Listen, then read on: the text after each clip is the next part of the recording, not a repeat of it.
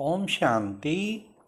आज सुनते हैं 5 अक्टूबर 87 की अव्यक्त बाप दादा के मधुर महावाक्य।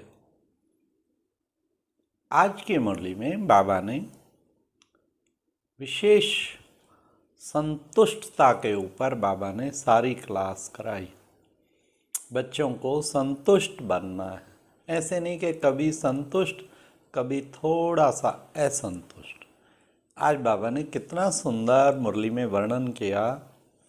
25-30 ऐसी मणियाँ हैं जो सदा स्वयं से भी संतुष्ट, बाप से भी संतुष्ट, ड्रामा से भी संतुष्ट रहती हैं, लेकिन कभी कभी थोड़ा सा असंतुष्टता की छाया में आ जाती हैं, फिर जल्दी निकल जाती हैं। ऐसी मणियों पे बाप दादा रूरोहन कर रहे थे। तो बाप कह रहे थे इनको फर्स्ट माला में ले लें और इनको फिर आखिर ब्रह्मा बाबा ने प्यार जतलाते हुए कहा इनको बना के ही छोड़ेंगे, उस माला में ला के ही दिखाएंगे। मतलब थोड़ी सी बाबा ने कहा बस वो है। और कोई तो हमेशा ही कोई ना कोई कंप्लेन, कभी किस बात में संतुष्ट, कभी किस बात में। तो सुनते हैं 5 अक्टूबर 87 के अव्यक्त बाप दादा के महावाक्य। पहला क्वेश्चन, आज बाप दादा कौन सी माला पिरो रहे थे? नंबर 2, कौन सी 3 मालाओं को देख बाप दादा हर्षित हो रहे हैं?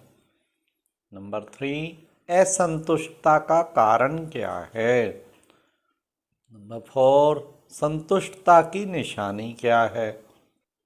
आज बाप दादा चारों ओर के अपने अति लाडले सिक्की लद्दे ब्राह्मण बच्चों में से विशेष ब्राह्मण जीवन की विशेषता संपन्न बच्चों को देख रहे हैं।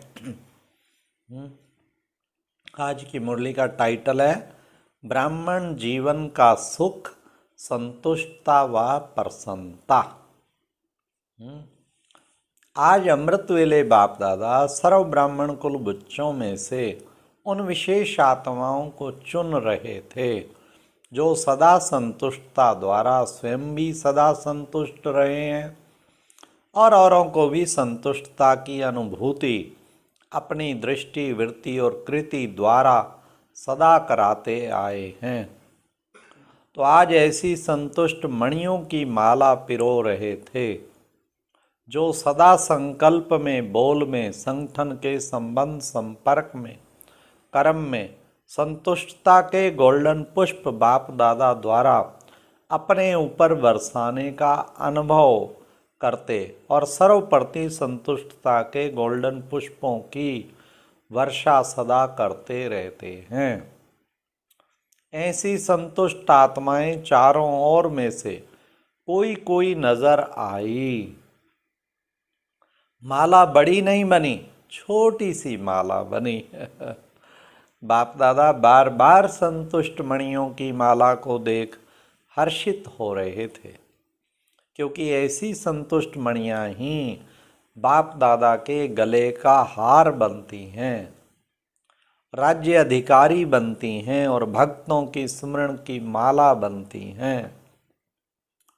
बाप दादा और बच्चों को भी देख रहे थे जो कभी संतुष्ट और कभी असंतुष्ट के संकल्प मात्र छाया के अंदर आ जाते हैं और फिर निकल भी आते हैं, फंस नहीं जाते। तीसरे बच्चे कभी संकल्प की असंतुष्टता, तो कभी स्वयं की स्वयं से असंतुष्टता, कभी परिस्थितियों द्वारा असंतुष्टता, कभी स्वयं की हलचल द्वारा असंतुष्टता और कभी छोटी छोटी बड़ी बातों से असंतुष्टता। इस चक्कर में चलते और निकलते और फिर फंसते रहते हैं। ऐसी माला भी देखी, 3 मालाएं तैयार हुई। मणियों तो सभी हैं, लेकिन संतुष्ट मणियों की झलक और दूसरे 2 प्रकार के मणियों की झलक क्या होगी, यह तो आप भी जान सकते हो। ब्रह्मा बाप बार बार तीनों मालाओं को देखते हर्षित हो रहे थे। साथ साथ प्रयत्न कर रहे थे कि दूसरे नंबर की माला की मणियां पहली माला में आ जाएं। वाह वाह वाह वाह, रूरवान चल रही थी, क्योंकि दूसरी माला की कोई कोई मणि बहुत थोड़ी सी असंतुष्टता की छाया मात्र के कारण पहली माला से वंचित रह गई हैं। इसको परिवर्तन कर कैसे भी पहली माला में लावें। एक एक के गुण विशेषताएं सेवा सबको सामने लाते बार बार यही बोले कि इसको पहली माला में कर लें। ऐसी 25-30 के करीब मणियां थी जिनके ऊपर ब्रह्मा बाप की विशेष रूरवान चल रही थी। ब्रह्मा बाप बोले पहले नंबर माला में इन मणियों को भी डालना चाहिए, लेकिन फिर स्वयं ही मुस्कुराते हुए यही बोले क्या कि बाप इन्हों को अवश्य पहली में लाकर ही दिखाएंगे। वाह वाह वाह, कुर्बान हो गए बाबा। तो ऐसी विशेष मणियां भी थी। ऐसे रूरवान चलते हुए एक बात निकली कि असंतुष्टता का विशेष कारण क्या है, जबकि संगम युग का विशेष वरदान संतुष्टता है। फिर भी वरदाता से वरदान प्राप्त वरदानी आत्माएं दूसरे नंबर की माला में क्यों आती हैं? संतुष्टता का बीज सर्व प्राप्तियां हैं। असंतुष्टता का बीज स्थूल व सूक्ष्म में प्राप्ति है। जब ब्राह्मणों का गायन है प्राप्त नहीं कोई वस्तु ब्राह्मणों के खजाने में अथवा ब्राह्मणों के जीवन में, फिर असंतुष्टता क्यों? क्या वरदाता ने वरदान देने में अंतर रखा व लेने वालों ने अंतर कर लिया? क्या हुआ? आखिर क्या हुआ? जब वरदाता दाता के भंडार भरपूर हैं, इतने भरपूर हैं जो आपके अर्थात श्रेष्ठ निमित्त आत्माओं के जो बहुत काल के ब्रह्मा कुमार ब्रह्मा कुमारी बन गए, उन्हों को 21 जन्मों की वंशावली भी और फिर उनके भक्त भक्तों की भी वंशावली, वो भी उन प्राप्तियों के आधार पर चलते रहेंगे। कितनी महान आत्माएं, सोचो। इतनी बड़ी प्राप्ति फिर भी असंतुष्टता क्यों? अखंड खजाना सभी को प्राप्त है ना, एक ही द्वारा, एक ही जैसा, एक ही समय, एक ही विधि से। लेकिन अब सुनिए, लेकिन प्राप्त हुए खजाने को हर समय कार्य में नहीं लगाते, अर्थात स्मृति में नहीं रखते। मुख से खुश होते हैं लेकिन दिल से खुश नहीं होते। दिमाग की खुशी है, दिल की खुशी नहीं है। कारण प्राप्तियों के खजाने को स्मृति स्वरूप बन कार्य में नहीं लगाते। स्मृति रहती है लेकिन स्मृति स्वरूप में नहीं आते।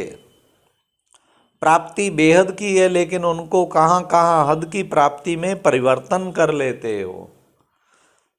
इस कारण हद अर्थात अल्पकाल की प्राप्ति की इच्छा बेहद की प्राप्ति के फल स्वरूप जो सदा संतुष्टता की अनुभूति हो उससे वंचित कर देती है।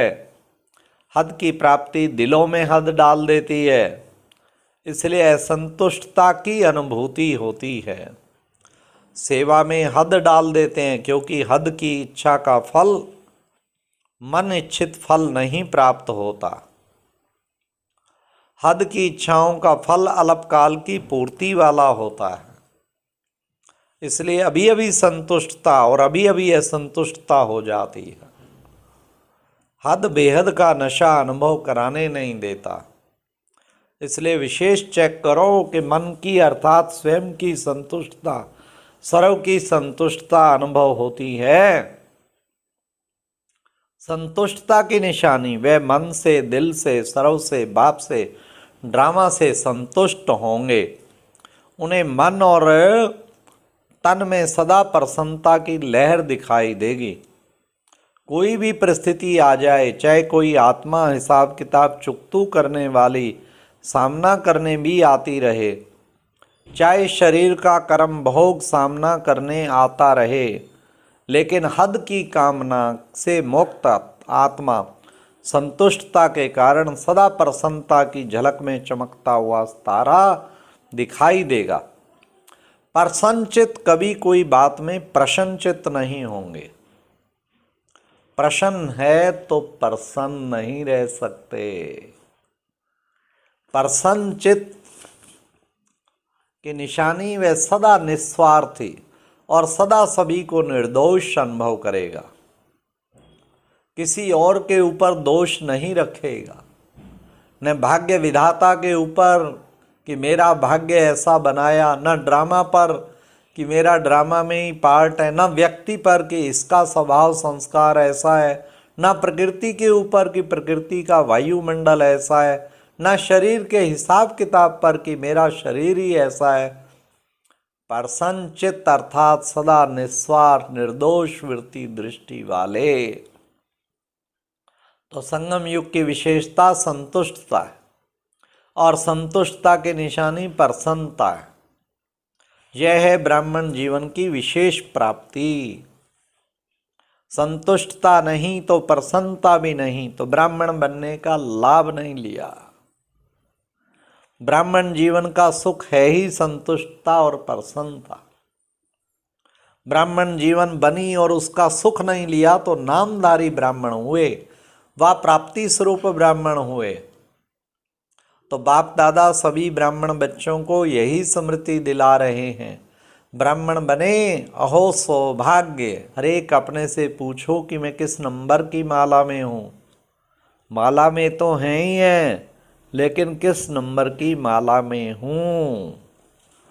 अच्छा, चारों ओर की सर्व बाप दादा की विशेष संतुष्ट मणियों को बाप दादा का विशेष याद प्यार, साथ साथ सर्व भाग्यशाली ब्राह्मण जीवन प्राप्त करने वाले कोटों में कोऊ में भी सिक्की लद्दी आत्माओं को, बाप दादा के शुभ संकल्प को संपन्न करने वाली आत्माओं को, संगम युगी ब्राह्मण जीवन की प्रॉपर्टी संपूर्ण अधिकार प्राप्त करने वाली आत्माओं को विधाता वरदाता बाप दादा की बहुत बहुत याद प्यार और नमस्ते। तो आज से संकल्प करना है, मन वचन कर्म सदा संतुष्ट और सदा प्रसन्न रहना है। ओम शांति। ये एक प्रेरणादायक वीडियो है, जरूर देखें, कोई भी मिस न करे।